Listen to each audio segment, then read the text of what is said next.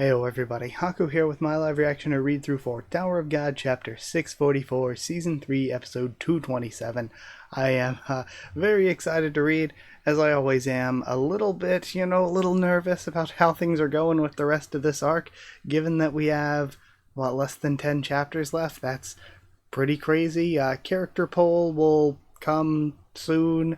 I guess like I said, probably going to do it the month leading up to the official release of 652. That way, every week when we're all doing reactions, we can kind of promote it, remind everybody, hey, character poll's going on. But honestly, if we are to do that, I really need to get to work on it, because that was a lot of work last time, and I have no clue what I'm doing this time, so I'll have to figure that out at some point very soon. But also, when we get to the hiatus, just because it's going to be a hiatus, I'll probably do other stuff too regarding Tower of God. Maybe I'll finally get to the anime. I'll be the one person to continue pushing through that, I guess. I could continue that. I need to do a screen time video, I guess, because we're going on to hiatus, so why not do one? Why not just have something? Like I've been saying, I want to do a reread through in Japanese. That's something I need to get to eventually. So, lots of Tower of God stuff potentially coming in the future. And also, because by the time we get to 652, it's going to have been 2 to 3 months, 3 months actually. By the time we get there, we might have some more news on whatever is going to be happening next with the webtoon. But yeah, I don't think I have too long a discussion before getting into this one. No lore-ish or analysis stuff that I want to get too deep into like last time. Just generally some talk about last week's chapter maybe. I personally didn't really think it was that bad. I didn't mind it that much, but I left it feeling torn because I didn't think it was a terrible chapter or anything. It feels very much like one of the Bomb vs. Dumas chapters, where as a chapter, alone, disconnected from the rest of Tower of God, I could sit down, I could read that, and I could be like, okay, fair enough. It wouldn't blow me away or anything, but I think it's fair enough. But then knowing about the series beyond it, knowing about the lore, knowing about the setup for it, does it feel a bit disappointing? For Bomb and Dumas, it felt like, why are we even seeing this? But for this, does it feel a little disappointing? I don't know. Partially, yes, I think in that something that some other people brought up as a criticism that I can definitely see is, I mentioned before how it feels like Tromare is the anima. He's the number one anima in the tower, and we're kind of seeing him rely on a lot of things other than just anima powers. But I think that in the end, we've seen him controlling this creature now with the many mouths and everything. We saw him controlling a bunch of his creatures. We saw him fighting in tandem with Valhalla for a lot of this, and then absorbing and using the powers of the Enraged Rapid and stuff, and that was all very good. I think that we worked with what we had set up well in that sense, but it just feels like a little bit wasteful that CU has some of these ideas, like we're setting up these 7 creatures of Tromare, we're setting up the sea dragons, we're setting up this and that, and I'm just not 100% sure that in less than 10 chapters, again, unless Tromare survives all of this, maybe, and we get more of him later, I just don't really feel... I don't know, I don't feel like we made use of all the ideas that CU put forth, and that's something that I've been saying kind of arc to arc since that CU's had a little bit of a problem with all the way here on the channel since Floor of Death. When I was reading Floor of Death, I was like, wow, this is the first time Tower of God's had this problem, and I've brought it up since, where it feels like at the beginning of arcs, a lot of the time, CU will set up these really cool ideas, he'll have these really cool ideas and start putting some of them into the story, but then partially through the arc, he just kind of gives up on some of them and says, you know what, never mind, and just drops some of these ideas. And it feels like, okay, what was the point of setting that up if you're not going to actually follow through on it? So that becomes a little bit of an issue, and it's just one of those things that I think was one of my issues too last week, is the what is going on with the Yeon family. Hana has her name changed to Yirang, okay, whatever, but they're supposed to be the Flame family. It's a big deal that Yiwa inherited the flame or whatever, but now Blossom's flames are more destructive, and there's a bunch of like cope about, but it's a different type of flame, but it's still flame. Somebody in the comments even brought up that it's like, okay, one of the powers we see from Gaston is him using his summonings. And then he summons Prometheus to use flame. I'm so sick of every character just being given fire when there are so many cool ideas that CU's had, that CU was working with. Look at Kun, for example. We had the cool idea of ice powers for him to never use it and use the stupid firefish, use the flames instead. Stop giving characters flames. I'm sick of it by now.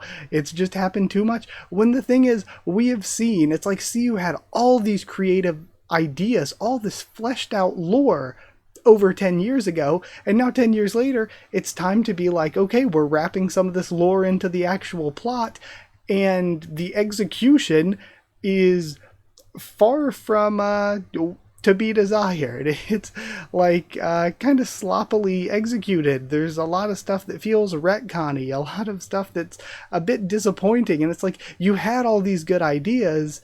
So what happened? I mentioned last week being worried that after all these years, has some of the story kind of been taken out of CU's hands by editorial staff? Who knows? Because there's a lot of decisions that I'm like, I don't even know if these decisions feel like CU anymore, because it feels like some of the creative decisions are so far downhill. So it's like, that's probably my personal biggest complaint last week, because like I said, if I read the chapter disconnected from everything else, I could enjoy it, but when I read it in the context of everything else, I'm like, I'm a little bit disappointed in some ways. We can say that you look at Traumerei, he's used these creatures. He's used the power of his creatures absorbed into himself like Rapid. He's fought side by side with Valhalla. He's been using his Shinsu Blast. He's been using this new creature.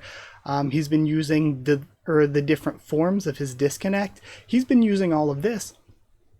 But then we looked to Gaston, and he was using some flames there at the beginning, sure. But aside from that, most of his powers haven't been his own. This is supposed to be like this guy who knows more about medical stuff than anybody else in the tower. He's supposed to be a genius wave controller and all that, but he's just using flames. He has this library of cool mythical creatures he can summon. He summoned a couple of them, and one of them was just more flames.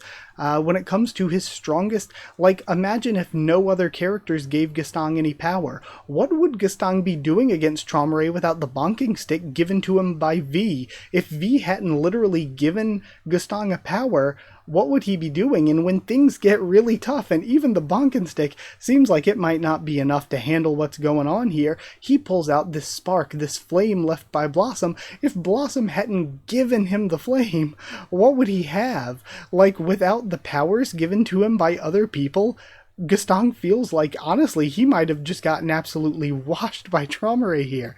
And I don't know. I'm feeling somewhat disappointed in Gaston's showing of his own. And I don't think it's a in lore thing. It's like, I don't feel like in lore Gaston is weak. I feel like it's just the execution, because Tower of God's a story. The execution of the story, the execution of the writing, I feel like it's been letting Gaston down a bit. The characters have been good, but when I think about the fight, it's like, I'm not as huge a fan. I think we started the Traumerei and Gaston fight too early, and I think we dragged it on too long. I think it spun wheels a lot in places where it shouldn't have, where it's like, okay, we see a little bit of it, then we're cutting to Bomb and Dumas. We see a little bit of it, then we have Bomb and Dorothy and Belarankidu playing around. It feels like we should have just saved it mostly to be a big climactic thing at the end, and focused more of our attention on the smaller fights to build up to this big climactic showdown. And I guess too, what I was saying earlier with CU introducing ideas and then giving up on those ideas partway through, this game could end up that way, maybe not, because Rack dropped his piece at the beginning, and it's like, okay, Chekhov's chess piece. That has to come into play. Those of you who've read ahead might even know before I do. That has to come into play at some point, right? Or else, why write that in? Why focus or pay attention to that scene at all? But it just feels like this could once again be a thing where there are plenty of times in other manga, anime, manhwa, what have you, where the story is presented to us through a game. That's how we're presenting the story to the audience. But the game was never meant to be finished. The game was always meant to just serve the story. And sometimes in Tower of God, it doesn't quite feel like that. Sometimes in Tower of God, it's like, okay, we're presented things through the game, and it doesn't feel like the game was never meant to be followed through on, so much as it feels like at some point during the arc, sorry, my eyes look all bloodshot now, I was just coughing a bunch.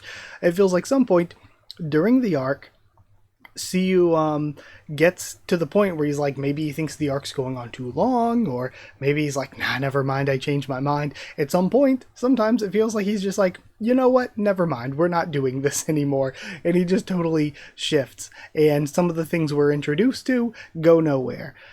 So this did turn into a little bit of a long Haku intro, but that's just some thoughts I have after last week's chapter, where it's like there's so many good ideas in Tower of God, there's so much good lore, and I feel like the execution we've been seeing for years now, but especially this arc, has left a ton to be desired, where I don't think I'm some genius author. It's not like, oh, give the pen to me, I'm going to write it better.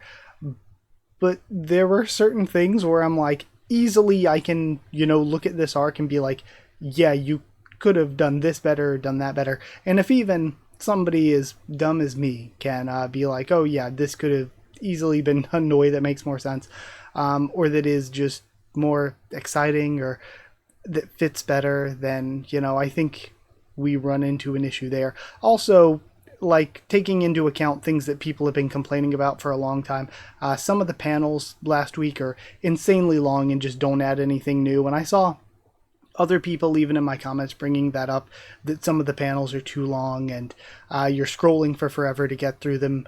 And I think that, again, it just depends on whether the panel is giving you visual information or not. If we had a super long panel like that, but there was important stuff going on in the background, or the panel would tell you something about the trajectory of the attack, or you would see something in the background, you could be like, oh, so this is where this is happening in relation to this, then it's like it's not any wasted time, because it's telling us something. We're learning something through this.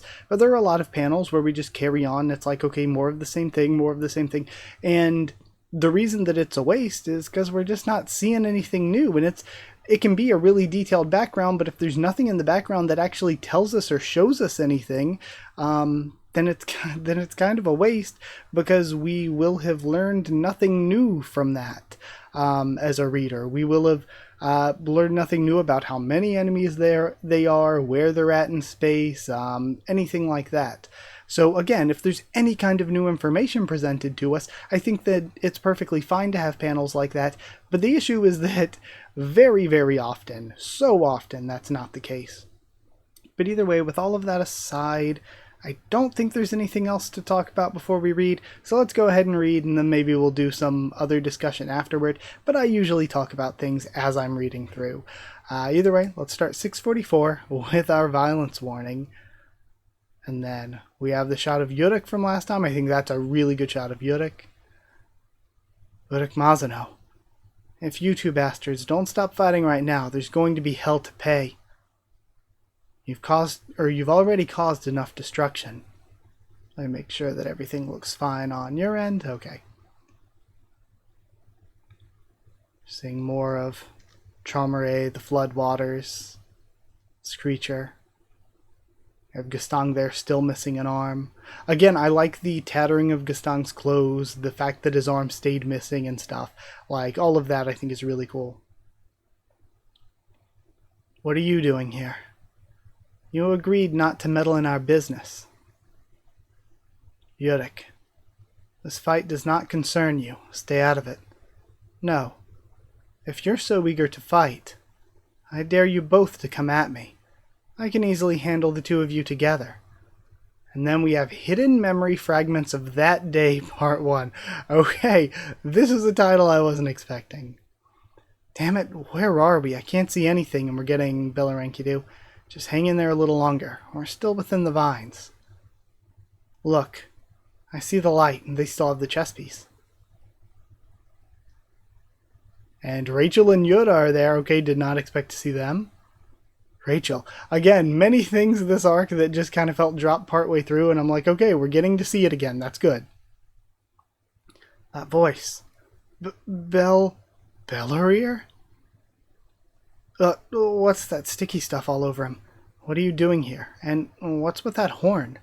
Nice timing. We can use your lighthouse to travel to the arena. I've got the chess piece, so hurry up and take me there. And the suitcase is flying at him. Screw you. You almost got us killed.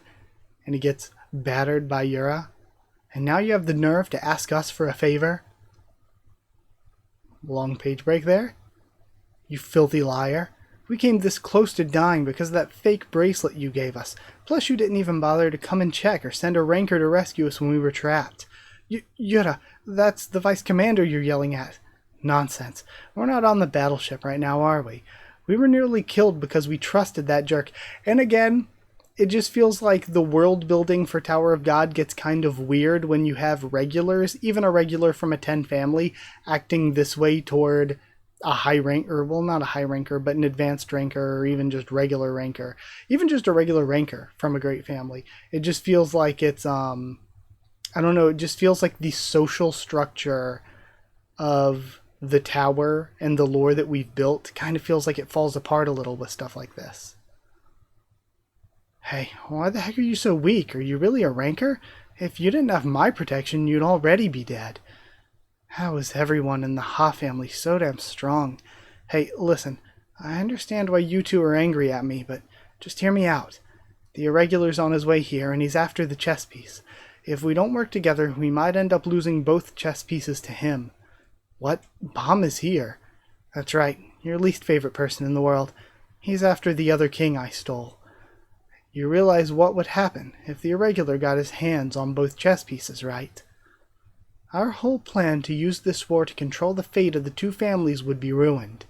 We'd be giving up everything we hope to gain to that bastard. Is that what you want? Do you want to let him turn this situation in his favor? No, of course not. And win this war? That would defeat the whole purpose of our working together. Look, if you help me just once, I'll find a place for you on the battleship. I promise. Really. Alright, if you can guarantee that, I'll help you when Yura stops her. Hold on. There's a condition. We'll hold on to that chess piece. What? What do you mean? This is mine. It won't affect the game anyway. Now hand it over. I can't trust you. Damn it. Where'd that come from all of a sudden? Do we really need their help? We have Enkidu yelling. So this is interesting. It seemed like Rachel was biting at that too quickly, and Yura is actually, again, I think it's a little weird the way, like, Siu maybe just should have waited till later in the story to write stuff like this, to have arcs like this, really. We're maybe just way too early in the story to have this family head war, but it is what it is. But I think Yura's really interesting here, and it seems like there would be no problem letting them go do it, but it almost feels like Bellarire's, and maybe Enkidu's as well, pride is getting in the way. Be patient. We need their lighthouse right now. Plus that Emily thing of theirs could be very useful. They can have the chess piece for now, but I'll make sure to get it back at all costs later. They're not very strong. Neither are you. Okay, fine. I'll let you have the chess piece. But you need to agree to help me. Very well, now hurry up and throw the chess piece over to us. God, those two are difficult to deal with. And he tosses it. Here, catch. And Rachel gets it. Okay, we have a deal. Let's go look for the other chess pieces. And why? I don't know. Why bother with the chess game? Why bother with the chess game when we have Revolution who just escaped? Yurik and the family heads are fighting. Again, it's like if they're bound to the rules of it, then it would matter which family wins. But at the same time, if Bellarire is really working with Revolution and wants to take down the families, I don't see how it helps them anymore at this point. I feel like what helps them is just the fight going on. Now we have the Bong Bong coming in with Bomb and Andrasi. I'm sure I saw him go this way. Or Dorothy. Where could he be? I'm guessing he probably headed for the arena. Why don't we try going that way? By the way, Dorothy, how do you feel? My body's a little tingly, but I'm fine. I don't know how in the world he managed to revive me like that, but he's clearly one of the 10 great family heads for a reason. Now, let's go over there, Bomb. They go after a bit of the Enkidu jelly. And we see Kun. Where am I? He's waking up beside Rack. What happened here? Dumas. You're awake, liar. I freaking love Dumas. You're awake, liar. Huh? At the request of Lord Gastang and the Irregular, I was guarding you two. You mean Bomb? Why would you do a favor for Bomb? And where is he anyway? He's probably gone to see the family head. What? And we see some more of the jelly splatting behind them? Is that one of the chess pieces? And it looks like the king? Wait, that's Lopobia's king. What's it doing here? Shit, Dumas is standing right there. It's running away. And then we have their attention as Dumas grabs onto it before it gets away. Dumas. Crap, what should I do? So, about that chess piece. Are you going to keep it? If not, would you mind giving it to me? What the heck am I saying? Lopobia's chess piece. Holds no interest for me. And he squeezes it. Give it to the Irregular. And tosses it over. What? I'm not a participant in the game, and have already completed my mission for Lord Gastang. I don't care about the chess piece. Saying that Lord Gastang didn't steal the Irregular's chess piece, he must have decided that the boy has a right to influence the outcome of the game. So, make sure to deliver the chess piece to the Irregular. Whatever the boy chooses to do. I believe Lord Gastang will understand. Now go. You were trying to kill us before. I'm not sure why you suddenly changed your mind and decided to help Bomb, but I appreciate it. I'll deliver this to Bomb no matter what. I'm taking the alligator with me in the lighthouse too, and I love they have to specifically tell us that so that we know. Okay. And again, I don't think it is that Dumas changed so much as Dumas was always just following what Gastang wanted. The head librarians born of the family are born of the family head and destined to return to him. Whenever one head librarian, I'm assuming, feels an intense emotion, it's shared with the other head librarians as well, based on the emotions that he felt. Dumas made a firm decision. He'll let the boy have the chess piece. Now we're seeing Bomb and Dorothy again. I don't know where exactly you went, but I'm sure it's that way. Let's go, and wait there. That must be where the arena is. And we have all the area that was cut through before. Now we have Yura heading there too. The tower's really come a long way. I can't believe there's such a simple and convenient way of getting around. This woman's way better than you, Billareer. Gee, I'm sorry for being so incompetent. And they're in Yura's bag. And pink and blue beams go through. What's she doing here? And it's Bomb and Dorothy. And Dorothy Zahard,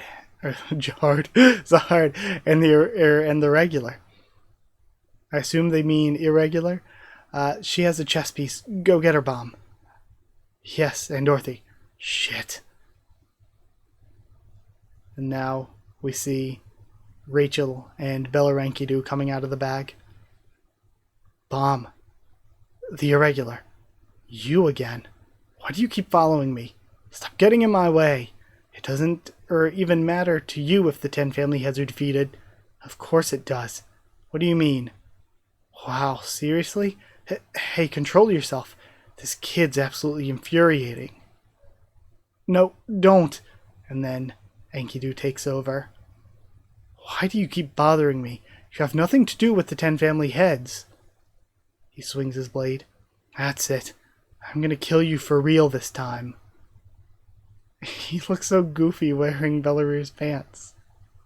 And also the art is kind of, I don't know, the art's kind of hit and miss. Oh no, he transformed. He reminds me of someone. Head for the arena, young lady. Pardon? I'll hold him back for as long as I can. Just take the chess piece and run. I'll join you there once I've killed this prick. Come on, Rachel. Right. And Dorothy, I'm counting on you to get that chess piece. Got it. Here, Rachel, get in. Okay. Stop right there. Hand over my chess piece. This is your last warning, boy. I'm only after that bastard Traumeré for framing me and the other cursed family heads. I have no intention of hurting you if you just get lost, so go away. No. Every living creature in the tower right now has a reason to stop you. How about you give back that chess piece you stole and piss off? Again! Bomb... why? I don't know, Bomb's motivations here feel eh. Like, I would get the motivation for him and his group to escape or to use the chess piece in order to win the game so that he can escape and, you know, bring peace between the families, or at the very least stop the war from happening for the sake of Lobadan and Lilial and Shilial, since they agreed to make that deal with them. But I don't know, acting like it's some moral imperative of his is just kind of weird. I don't know, the writing is just not the best. You ignorant little brat. You've got some nerve. What the hell do you know about me? About my lost time? Or about truth? You know nothing. Bomb avoids the attack, it seems like. I know all about you, Enkidu, including the reason you resent Traumeré so bitterly. He's so much stronger in this new form. What? I saw memories of you and the 10 great family heads. I know what happened to you all. Then you ought to know why I'm doing this. Why are you trying to stop me? And again, it feels like we're so disconnected as readers from Bomb, where if we had had a character tell him about what happened with the Enkidu story, and we get the flashback at the same time that Bomb gets the flashback, or maybe Bomb, you know, gets the flashback from, actually that would have been Leviathan telling him the story, showing him the memories, and we could have seen it at the same time as Bomb. If we saw that at the same time as Bomb, then this might make more sense or feel less disconnected. But it's just, okay, Bomb gets to learn things that we don't know, and now we kind of learned it, but is it the same? I do know. And because from what we saw, it was the memories from Gaston's book that Gaston was absorbing from Bomb is where we got the flashbacks from. So it's like our flashbacks might be different than Bomb's flashbacks. And again, it would just be so much simpler if we just followed him as the main character and knew what he knew as the main character, as we did for like the first 2 seasons. I do know, and I understand your resentment, but listen to me. You might not want to remember this. However, and he gets in close quarters, you're partly responsible too. Or have you forgotten? And he's able to hit him with the Leviathan claws like he used before. He's able to land a kick as well. And I don't know, I'm just sick of Bomb fighting this arc. I've seen more than enough of it for 5 arcs, let alone 1. I'm partly responsible. I know what you did to those 2. That's why I refuse to let someone like you decide the fate of this tower. You bastard. Tell me, how much did you see? How much do you know about me? And then we end there. Are we gonna get another flashback? I don't know. We have like, what, like 7 chapters left? I don't know.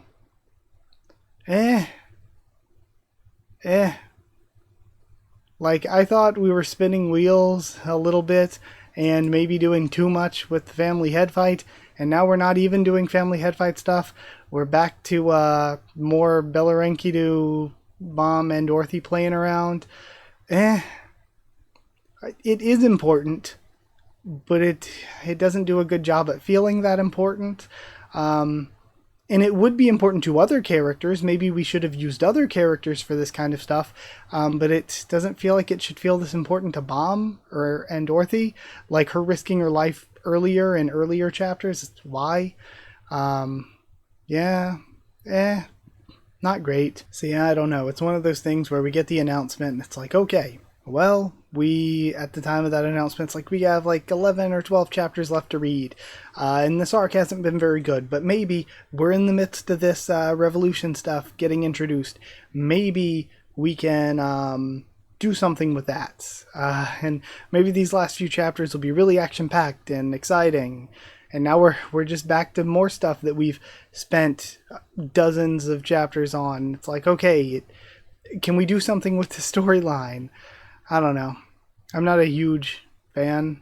I feel like it's nice seeing Rachel and Yura, but even then, it just feels off. It sometimes feels like CU's just trying to force things in a certain direction, even when they don't make sense, just to have certain things happen, to get through things. And it's like, no, just take your time, tell the story, flesh things out with the characters. Don't just try to push things in a certain direction so that you can be done with it, which is how a lot of the late parts of a lot of arcs feel and have felt for years now, where we get to the end of an arc and it just feels like we go from developing all this stuff to see you just being like, okay, I just need to end this arc and I'm just doing what I need to do to end this arc. And we have a few chapters left, so it's like, what do we do? Do we continue doing this stuff with Bomb and Enkidu and everything? How long do we do that? What are we doing with the fight with the family heads and now Yurik getting involved? Because I'm assuming we're wrapping this all up. I'm assuming we're finishing this arc by the time we get to hiatus. Maybe we're just not. Maybe we're just going to end mid-arc and it's like, okay, we're going to have to wait months or so before we find out the conclusion to this. Because it's like, okay, what are you doing in like 7 more chapters when you're giving us chapters like this? So I don't think this was the worst chapter in the series. Not even the worst one this arc, because when it comes to the worst chapters in the series, this arc probably has like all of the top 5, and this probably isn't even one of those top 5. This arc alone probably had 5 chapters worse than this one, but it's still not good. It's still like a 5 to maybe 7 out of 10 max. It's not great. It's a very mid chapter. I don't know what else to say. If a chapter is very, very bad, I could break down a bunch of stuff. I've discussed a lot this chapter. If a chapter is really good, I can praise how much I love it. But when a chapter is mid, it's just like, well, that was a chapter. It had panels, it had words and text bubbles. It certainly had those things. So that's about it. So yeah, not great, not awful, I guess. Whatever. I'm just so like, where's Tower of God going? Again, before this arc, I had so much to still be positive about. Like I could criticize things that I had criticisms of, but I still had so many things to be positive about. And then this arc is just some of the worst writing in Tower of God after some of the worst writing in Tower of God after some of the worst writing in Tower of God. And this isn't like the worst, but that's only because we've had worse stuff this arc. Yeah, so I don't know. I don't know where we go from here. Hopefully CU can take a break with this hiatus and come back refreshed, come back with some new ideas. Maybe if CU had editors or anybody or assistants telling him, hey, we need to do this, hey, we need to do this, tell them, pardon my French, tell them, fuck you, get out of the kitchen, you're not allowed to cook anymore. Whoever was helping you with this arc, say, no, hands off, not allowed to help mommy cook anymore, because they've lost their privileges. If any ideas this arc came from anyone other than CU needs to say, okay, no more ideas from that person. So, well, we'll see. We'll see where we go. Hopefully, we can come back and Tower of God can be good when it comes back. But either way, I'll end this here. Like if you did like the video, comment down there, tell me what you thought of this chapter, my thoughts and reaction. Subscribe for more Tower of God, much more on the channel. Follow on Twitter if you want. If you want a link to the Discord server, it's free and open for anyone. Ask and I can give you a link. If you want to help support the channel by dropping a super thanks, it's appreciated. If you want to help support the channel, help me keep making videos, and also get One Piece videos a little bit early, and get your name at the end of videos. You can join down below to become a channel member, or go to patreon.com/HakuofTheTubes, or a link will be in the description to become a patron. Thank you so much to people who are already patrons and channel members. Thank you to Chosen Regular Evan Holly, Magical Girls, FRNono, JA, and the D-Ban, Cheriton Students, David Langstaff and Folded Ghoul, Slayer Candidates, SG and Stan Cedar, and Pure Element Patearialo. Thank you so much for your support. Thank you so much for watching, and I'll see you all next time.